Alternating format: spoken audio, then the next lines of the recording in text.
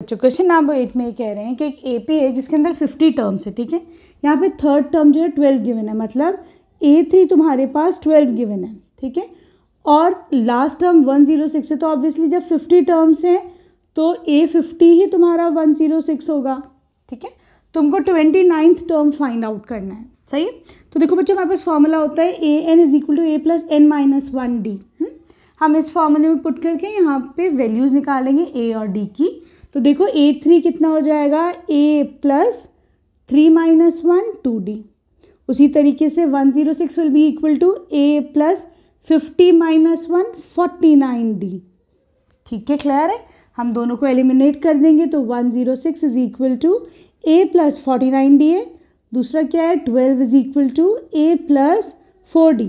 ठीक है, सब्ट्रैक्ट कर लो, माइनस माइनस माइनस लगा दो, ठीक है।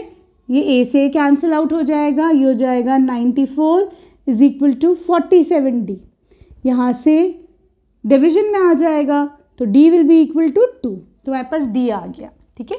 अब किसी भी इक्वेशन में पुट कर दो, सपोज कर लो दिस इज योर इक्वेशन 1, इसमें ही पुट कर दो तो 12 is equal to A + 2D।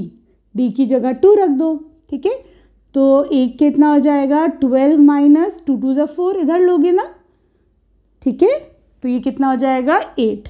तो यहाँ पे तुम्हारे पास A की वैल्यू भी आ गई 8, ठीक। अब हमें चाहिए A29। तो A29 कैसे निकालेंगे हम,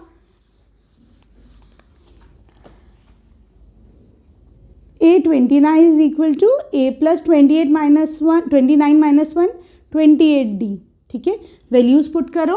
A कितना आ रहा था तुम्हारे पास, 8 आ रहा था, ठीक है, प्लस 28 इंटू D की वैल्यू कितनी आ रही थी, 2 आ रही थी, ठीक है। तो ये हो जाएगा 8 + 2 8 = 16, 2 2 = 4 5, ठीक है। This will come out to be 64, ठीक है। तो ये A29 कितना आ गया, इसकी 29th टर्म आ जाएगी 64, ठीक है। बहुत आसान क्वेश्चन है इसके। अब आ जाओ क्वेश्चन नंबर 9 पर।